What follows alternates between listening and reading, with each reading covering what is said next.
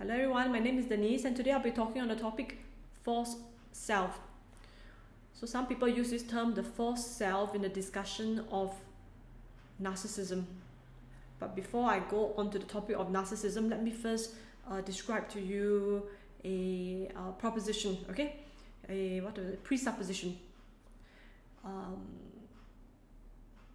Traditional thinkers, of more traditional psychotherapy, people like Sigmund Freud and Carl Jung believe that we are an amalgam of many different sub-personalities. So some of these personalities are very socially acceptable, like the caring, loving Denise, the helpful Denise, the intellectual Denise, the spiritual Denise. All these are fairly acceptable. So if I present this side of myself to the world, people are gonna like me, right? But then there are other sides of me that are also Denise that may not be socially acceptable. They could be the aggressive Denise, the sexually charged Denise, the competitive Denise, the vulgar Denise, okay? But they are all still part of me. But all these form different parts of my personalities. So for Carl Jung, he believed that the socially unacceptable side can be really repressed and pushed down with time because they are not so accepted by, let's say, my parents and by society at large. So I also got repressed them. Okay, repress is more of a Freudian word. I try to use defense mechanisms to pretend they're not there.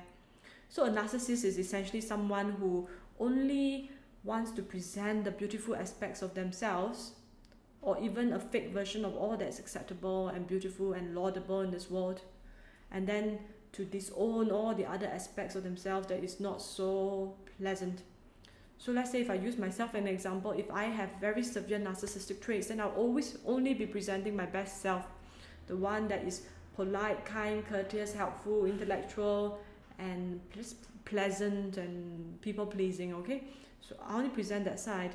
And if ever I had any anger outbursts, or if I fought with somebody, or I had a meltdown, or I had a big disagreement with others in public, I would say, oh, I wasn't being myself. I was very stressed that day, so I wasn't being myself. Actually, that is myself as well. Yes, it doesn't come out so much and most people don't like it, but that's myself, and I don't want to disown that, you see. But if I'm a narcissist, I would disown that. So that's not so good. Got it? Okay. Next up, let's talk about Carl Jung. So Carl Jung, instead of using the word false self, he used the term persona. Persona is something like a mask that we wear, and there can be many different kinds of personas. Like, let's say when I go to work, I need to wear the persona of a counselor. Maybe I will in the first session or what, to be super hyper professional persona, fine, okay? Then when I go and pick up my son at the childcare, I wear another persona, the benign and good mom persona. So it's always some kind of a mask. It's not authentic, it's not really me. It's just a mask that I wear for social protection and to function as a social creature. So it's good, it's there for social protection, like I said, okay? But it's not great in terms of connecting with others, because we only connect when we are being authentic. Okay, so at this point, I think there is a distinction to be made between having different personas and showing different parts of ourselves, of our authentic selves. So having different personas is like wearing different masks, but they're not truly you. There's an aspect of deceit wrapped up in there. I could be just copying something that I learned from someone when I'm wearing a persona, but it's not really truly me yet, okay? Versus presenting a different side of myself, but it's an authentic side of myself to different people. Like when I'm with my best friend, maybe I'm allowed to talk more childishly, okay? So that is a true side of myself. It's not a persona. It is still me. When I'm with my son, I'm super hyper affectionate and I cuddle him and say all kinds of weird things like squiddy and all that, cuddles and all that. So, but that is truly me also. That's not a persona. It comes from deep within me. When I'm with my husband, I'm a different Denise. But that is also the authentic self and not a false self. Okay? So there are many personas and there's also many parts of our authentic selves. That needs to be distinguished, okay? It's always good to have more of the right side, because that helps to facilitate connection with others. Because like it or not, there are more similarities than differences between me and you. So when the true side of myself comes up, then you can see some resonance of your own self within me, and that's how we connect and we have a commonality and talk about it. But if it's just a persona, you're trying to present a overly nice and airbrushed version of yourself, then there's no connection. I will feel like an alien to you, you feel like an alien to me, that you feel very tired. So that's what usually happens when you make a new friend. The first few sessions is going to be very draining.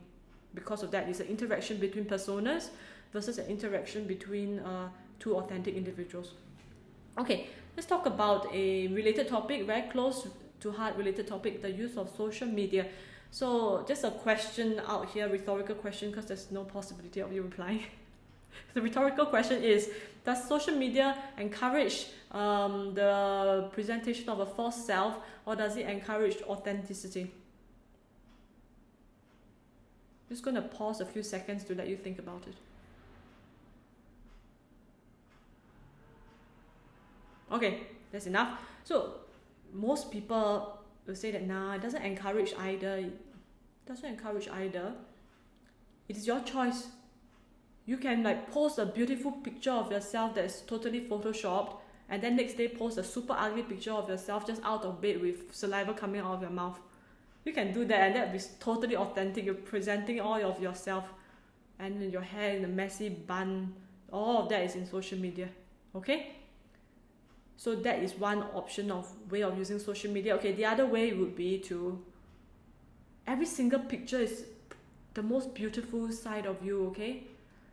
And you only, when you get a promotion or something great happens, then you post a post there. When you lost your job, you just got dumped, you're not going to post. Very, very rarely people post that, or sometimes they do. But it's just an amazingly beautiful picture of them with a small tear coming down their eye. Their face is perfectly made up, and then some super tragic. Okay. So that is also another persona, alright? Okay. From my observation, most people do this because it is just easier, and it is also, why do we use social media? Also to get a form of validation. To, oh Denise, you're so clever. Oh Denise, you're so intelligent. Or so beautiful. Oh, your kid is so big and he's grown up so well. You're such a great mommy. Stuff like that. I want to use social media to get that kind of strokes coming in, positive feedback. Right? Very rarely I took you the picture of me with the saliva coming down my mouth and say, looking really bad, and then what am I gonna get? Oh Denise, you still look pretty even though you're just right out of bed. No, I think people, that will not be a very authentic statement. Like, you look like crap. Get that off of my feed right now. Okay, maybe it's also like that. People just don't want to see it. So yes, social media use actually breeds deceit instead of authenticity. So if you keep using social media, what's likely to happen is that you're breeding your ability to present a false self. At the same time, by viewing all the personas and airbrushed Photoshop images of everyone else, it just lacks authenticity and becomes very narcissistic, and it elicits a lot of envy. Okay, frankly, you see on social media those beautiful pictures, right? You're like, oh my goodness, look at me. I'm 35, my friend looks so hot, and I'm this frazzled looking mummy now. I feel so inadequate. Or like, look, they're all having such a great time. And you know what's missing in that picture? Me, I'm not involved in that good time. I'm being left out right now. I feel so excluded. So this is usually the kind of feeling that at least I get when I use social media. And sometimes as revenge, it's like, I'm going to post a super happy picture of me in a big bunch of people so that you know that you were excluded. Then next day I'll post a good picture of me totally photoshopped to show that, look at me, I'm so pretty. You look so old and ugly. So that is done to elicit envy, right? And to exact revenge. So no. So that's why I stopped using social media, and now I just use it to post my videos, or when I write a story, I post content. I stay off the feed because it usually elicits a lot of pain. Okay, I'll just go on to another topic now, social anxiety. Social anxiety, being anxious in a social situation. Okay, if we do the social anxiety case conceptualization, I'll leave the link or in the comment, in the description below for the case conceptualization. But there's this box, it's called processing of self as a social object. What it is imagine yourself in the eyes of others. For example, now I'm making a video, I might be thinking, they must be thinking that Denise is looking really weird right now. Her English is so broken. Or like Toastmasters, as the counter, wow, she already said about 10 already. or 20. And like, she's used this word in an inappropriate manner. This word should have been used in this manner instead. It's like, my goodness, I really feel really inadequate. They must be thinking I'm a joker right now. Okay, so that is processing of self as a social object. So it can happen like now, me making a video, but for some people, they feel that way when they're in a group setting, like having a team dinner, or even meeting a new person that they met on a dating app. So they feel socially anxious. They're just thinking about what that person must be thinking about me right now. Okay? So, of course, okay, in the clinic practice, you say, oh, try to focus on other things in the room. You know, when you go for lunch, focus on the beautiful decor in the restaurant. Focus on the food. Focus on your partner. Listen to what he's trying to tell you. Focus on the conversation. Get lost in that. So that's okay. That's great advice. But what if you are using social media? The question here is, does the use of social media lead to greater social anxiety?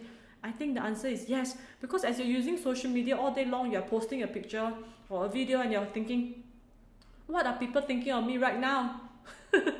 So you're actually honing this processing of self as a social object, this so-called negative skill.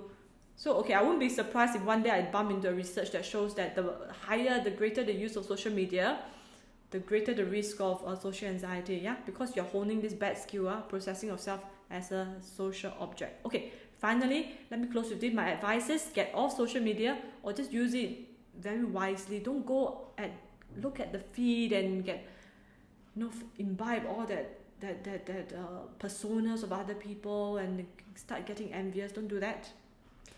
And also, stop investing so much time and energy to hone your persona. Instead, invest it really in deep conversations, authentic conversations with others. Okay, or even if you want, consider reading some books, intellectual pursuits, and also honing your relationship with God. All these things are better than to spend so much energy honing the persona. I don't bluff you, okay, I'm not kidding. There are people who spend thousands and thousands of dollars on like plastic surgery, makeup, professional slimming, professional photo shoots and all that, just to hone their persona on social media. It's such a waste of money, my goodness, at least in my opinion.